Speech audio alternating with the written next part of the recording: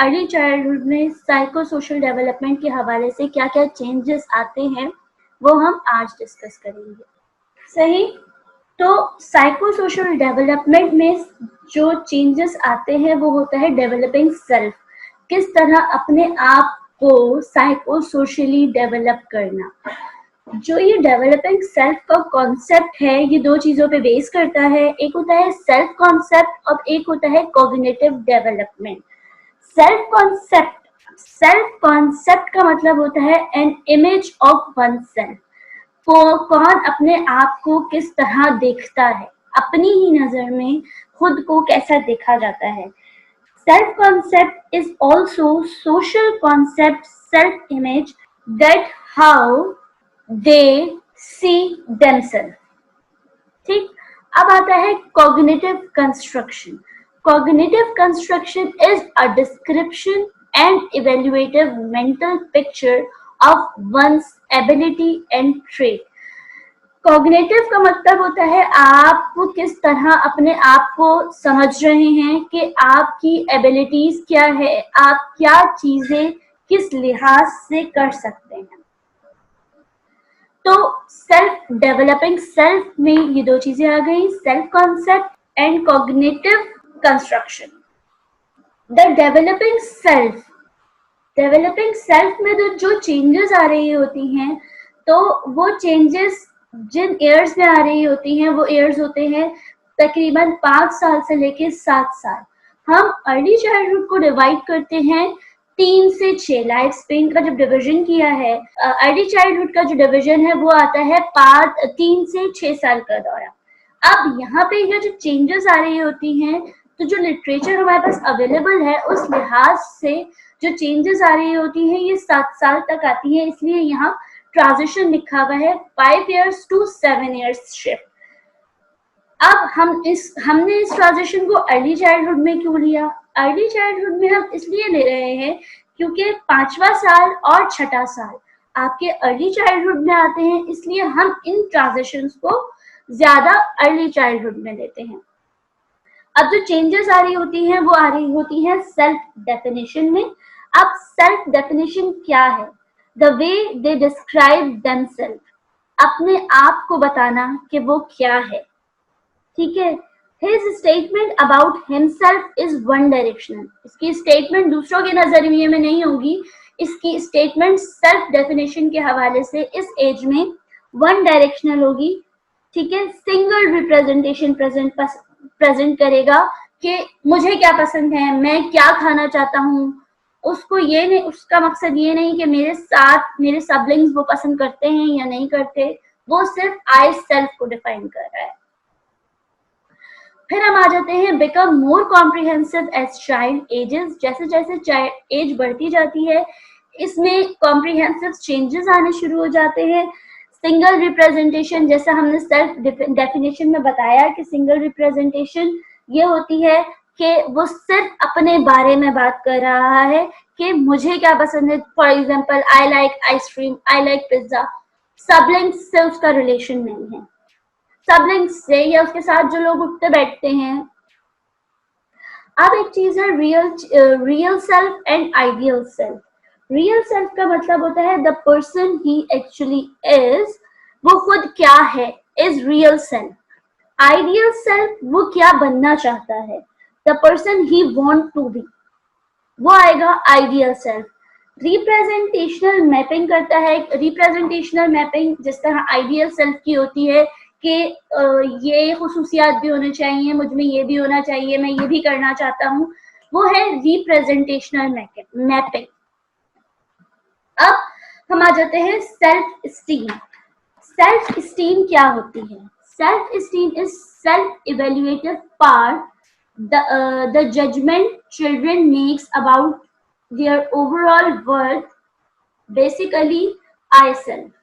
ये वही है कि एक इवेल्युएटिव पार्ट तो है, जैसे हम लोग जो है कंस्ट्रक्टिव जब डेवलपमेंट कर रहे थे कंस्ट्रक्टिव, उसमें था कि उसमें एबिलिटीज क्या क्या है, ये इवेल्युएट करना, ये जज करना कि वो क्या क्या कर सकता है, लेकिन आई सेल्फ को लेके अपने बारे में सेल्फ सेंटर्ड होके। ठीक है। Developmental changes in self esteem is not based on reality rather और अडल्ट जजमेंट। ठीक है। Contingent self steam, contingent self steam में क्या होता है कि आप हेल्पलेस पैटर्न पे आ जाते हैं। Child whose self esteem is contingent on success tend to become demonstrate when they fail. Contingent self esteem क्या होती है कि जब बच्चे इस एज में कुछ करने की कोशिश कर रहे होते हैं और जैसे वो कुछ ब्लॉक्स कंस्ट्रक्ट करने की कोशिश कर रहे हैं एक पर्टिकुलर डिजाइन में और उसमें वो बार बार फेल होते जा रहे हैं, तो इस कंडीशन में वो अपने आप को हेल्पलेस पैटर्न में आ जाते हैं कि मैं इसको कर नहीं पा रहा। कॉन्टिजेंट कहते हैं बेसिकली हेल्पलेसनेस की जो फीलिंग आ रही होती है उसको। फिर हम आ गए द डेवलपिंग सेल्फ में। एरिक्सन ने जो डिवीजन किया था, ठीक है, तो इस एज में जो डिवीजन हुआ है लाइफ स्पेन का वो कहलाता है 3 से 6 साल। Initiative versus guilt. Third stage of psychosocial development needs to deal with conflicting feelings about the self, develop the virtue of purpose.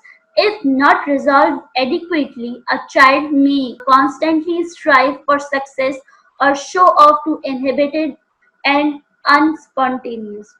Initiative versus guilt जब हमने पहले डिस्कस किया था तब हमने बताया था कि इस एज में बच्चे ज्यादा एक्सप्लोर करते हैं, चीजों को करने की कोशिश कर रहे होते हैं। तो उन चीजों को जब इनिशिएटिव ले रहे होते हैं, अगर वो सक्सेस की तरफ चली जाती है तो वो उनके बिहेवियर के लिए पॉजिटिव होता है, और अगर वो सक्सेस की तरफ नहीं जाती और इस थ्रू आउट लाइफ स्पेन में उसमें सक्सेस नहीं आती बार बार करने पे, तो एक गिल्ट रह जाता है कि I am not able to do this. फिर हम जेंडर डिफरेंसेस पे आ जाते हैं डेवलपिंग सेल्फ के बाद कि what is gender differences. Gender में आता है जेंडर आइडेंटिटी और जेंडर डिफरेंसेस। अब जेंडर आइडेंटिटी का मतलब है कि awareness of one femaleness and मेलनेस, वो मेल है या फीमेल है। जेंडर डिफरेंस जब ये आइडेंटिटी होने लगती है कि वो फीमेल कैटेगरी में आता है या मेल कैटेगरी में आता है, तो साइकोलॉजिकल और बिहेवियर डिफरेंसेस आ जाते हैं मेल और फीमेल के लिहाज से, और वो उन्हीं को अप्लाई करने की कोशिश कर रहे होते हैं खुद पर। Perspective on gender development. Gender, अब पर्सपेक्टिव 3 है, जेंडर रोल, जेंडर टाइपिंग और जेंडर स्टीरियोटाइप। अब आ गए आप जेंडर रोल पे।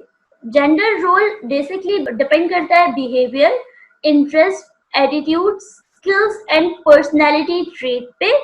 और आपके जेंडर टाइपिंग जो है वो होती है acquisition of a gender role. Acquisition होता है द लर्निंग ऑफ हैबिट और स्किल्स।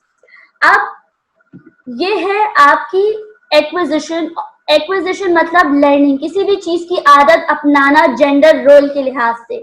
जब हम जेंडर रोल पे जाते हैं तो बेसिकली आपका जेंडर रोल आपके कल्चर पे डिपेंड करता है कि आप जिस कल्चर में रहते हैं वहाँ किस तरह का बिहेवियर, किस तरह की हॉबीज, किस तरह के एटीट्यूड और किस तरह की स्किल्स यूज हो रही हैं। तो जब हम जेंडर टाइपिंग में आएंगे तो उन्हीं स्किल्स को हम अपनी आदत बनाना शुरू करेंगे। फिर हम आते हैं जेंडर स्टीरियोटाइप। जेंडर स्टीरियोटाइप का मतलब होता है ओवर जनरलाइजेशन, मतलब ओवर फोकस करना, किसी भी चीज को किसी भी इंसान के साथ या किसी भी जेंडर के साथ रिलेट कर देना। जैसे हम कहें कि ऑल फीमेल्स आर वीक या all females are dependent, males are hard working, इस तरह कोई भी बात किसी पे फिक्स कर देना, जबकि ऐसा नहीं है कि जो है आप स्टीरियोटाइप हो जाए, मतलब ओवर जनरलाइज हो जाए किसी भी एक इंसान के हिसाब से। ये आपका जेंडर डिफरेंसेस की जो अप्रोचेस हैं उसका चार्ट है। अब यहाँ पे हम वो चार्ट डिस्कस कर लेते हैं थोड़ा सा कि जेंडर डिफरेंसेस में किस तरह चेंज आ रहा होता है। सबसे पहले हम डिस्कस करेंगे बायोलॉजिकल अप्रोच को। अब बायोलॉजिकल अप्रोच, जेंडर डिफरेंसेस किस तरह हो रहा है, जेनेटिकली हो रहा है, जेनेटिक्स के हिसाब से, जिस तरह के हार्मोन्स रिलीज होंगे उस तरह की फीलिंग्स आ रही होंगी. Hormones, neurological differences in corpus callosum correlates with verbal fluency. Verbal fluency, जैसे जैसे कॉर्पस कॉल्यूजम में चेंज आ रहा होगा उस तरह का न्यूरोलॉजिकल चेंज जेंडर के हवाले से आ रहा होगा. एक एवोल्यूशनरी डेवलपमेंट अप्रोच है Darwin's theory of sexual selection.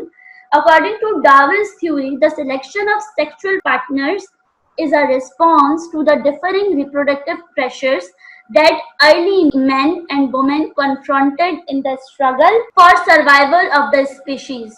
Darwin कहता था कि जो अपोजिट जेंडर होते हैं, जितना अपोजिट रिप्रोडक्टिव प्रेशर होता है वो मेन और वुमेन का, वो अपनी स्पीशीज को लेके स्ट्रगल शुरू करते हैं सर्वाइवल के लिए. फिर हम आते हैं नेक्स्ट अप्रोच पे जो है साइको एनालिटिकल अप्रोच. इसमें हम बात करते हैं आइडेंटिफिकेशन की. आइडेंटिफिकेशन कैसे होती है? आइडेंटिफिकेशन होती है adaptation of characteristics, beliefs, attitude, values and behaviour और the parents of same sex. जो एडॉप्टेशन कर रहे होते हैं, जो आइडेंटिफिकेशन कर रहे होते हैं आप जेंडर डिफरेंस के हिसाब से, वो आप वो कैरेक्टर, वो तरीकेकार, वो वैल्यूज अपना रहे होते हैं जो आपका सेम सेक्स, अगर बेटी है तो वालिदा को कॉपी कर रही होगी, अगर बेटा है तो वालिद को ज्यादा कॉपी कर रहा होगा. मोस्टली ऐसा होता है. वो कहलाती है साइको एनालिटिकल अप्रोच. फिर हम आते हैं सोशल लर्निंग अप्रोच पे. सोशल लर्निंग अप्रोच पे social cognitive theory enables children to learn about gender type behavior before performing them. ये है कि सोशल कॉग्निटिव थ्योरी कि वो जेंडर टाइप बिहेवियर को पहले लर्न करना, उसको करने से पहले. कॉग्निटिव अप्रोच में कोलबर्ग कॉग्निटिव डेवलपमेंट थ्योरी आती है. इसमें सेक्स कैटेगरी कंसिस्टेंसी है जिसको डिवाइड किया है जेंडर आइडेंटिटी, जेंडर स्टेबिलिटी और जेंडर कंसिस्टेंसी में. फिर आती है कॉग्निटिव अप्रोच में gender schema theory, achieving extracting knowledge about gender from their environment before engaging in gender type behaviour. Gender differences में सोशलाइजेशन का जो रोल होता है वो रोल्स कहलाते हैं आपके फैमिली इन्फ्लुएंस, पीयर इन्फ्लुएंस और कल्चरल इन्फ्लुएंस. फैमिली किस तरह का रोल प्ले कर रही है, आपके नए रिलेशनशिप्स जो हैं वो किस तरह का रोल प्ले कर रही हैं आपके जेंडर डिफरेंस में, और कल्चरल नॉर्म जो है वो आपके ऊपर किस तरह का इन्फ्लुएंस डाल रही है कि आपको किस तरह, किस डायरेक्शन में मूव करना है. जेंडर डिफरेंसेस के बाद हम आ गए प्ले पे. Play is The only business of early childhood. 3 से 6 साल का जो अरसा होता है इसमें ज्यादा फोकस हो रहा होता है बच्चों का, वो खेलों पे हो रहा है. Children needs plenty of time for free explorative play. Cognitive complexity और social dimension के हवाले से अब हम बात करते हैं कि cognitive level of play में किस तरह के प्ले होते हैं. कॉग्निटिव लेवल ऑफ प्ले में आते हैं 3 तरह के play, functional play, constructive play और ड्रामेटिक प्ले. फंक्शनल प्ले ज्यादातर लोकोमोटिव प्ले होते हैं, ज्यादा खेलना है, भागने और इस तरह के जो है चलते फिरते गेम्स जो हैं वो ज्यादा अट्रैक्ट करते हैं, वो होते हैं फंक्शनल प्ले जो इन्फेंसी से ही शुरू हो जाते हैं. कंस्ट्रक्टिव प्ले होता है object play, use of material to make something, blocks हो गए, कुशंस हो गए, इस तरह की चीजें यूज करना, कोई भी मटेरियल यूज करना उसको ऑब्जेक्ट बनाने के लिए. एक होता है ड्रामेटिक प्ले.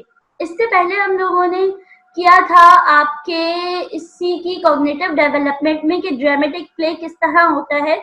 लड़कियां ज्यादातर अपने मेक बिलीव प्ले करती हैं और एनिमिस्टिक थिंकिंग आ जाती है, तो वो ड्रामेटिक प्ले कहलाता है कि एक स्क्रिप्टेड प्ले करना, घर में जिस तरह की सिचुएशंस हो रही हैं उसको अपने खेल में शामिल करना. फिर आते हैं second, the social dimensions of play. Parten's in 1932 identifies 6 types of play.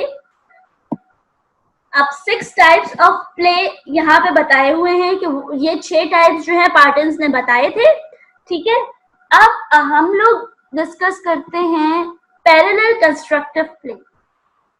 Parallel constructive play is working on something on playing near another children is called, दो बच्चों का एक साथ पैरेलल होके खेलना और स्क्रिप्टेड होना कि इसको इस तरह खेला जाएगा, इसको इस तरह, ये बच्चा इस तरह खेलेगा और ये बच्चा इस तरह खेलेगा, वो कहलाता है parallel constructive play.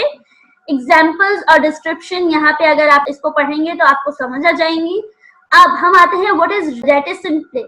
Reticent play दो प्ले का मजमुआ है, एक अनऑक्यूपाइड बिहेवियर और ऑन लुकर बिहेवियर को जब दो गेम्स को मिला के एक गेम बनाया जाएगा तो उसको हम कहते हैं reticent play. How gender influence play. Boys engage in more physical play that is active outdoor in large mixed age group. Girls जो है वो प्रेफर करती है more structured adult supervised activities. दोनों के प्लेस में कल्चर ज्यादा इन्फ्लुएंस करता है। जिस तरह बॉयज वही खेलते हैं जो उनकी सराउंडिंग्स में ज्यादा खेला जा रहा होता है और गर्ल्स भी वही प्रिटेंड प्ले करती हैं जो ज्यादातर उनकी एनवायरनमेंट कर रही होती है फोकस। फिर हम आ जाते हैं पेरेंटिंग पे। अब पेरेंटिंग में फॉर्म्स ऑफ डिसिप्लिन बताना है, reinforcement and punishment. Reinforcement and punishment में हम लोग डिवीजन करते हैं, एक होती है कॉर्पोरल पनिशमेंट और साइकोलॉजिकल एग्रेशन। अब corporal punishment is use of physical force with the intention of causing a child to experience pain but not injury.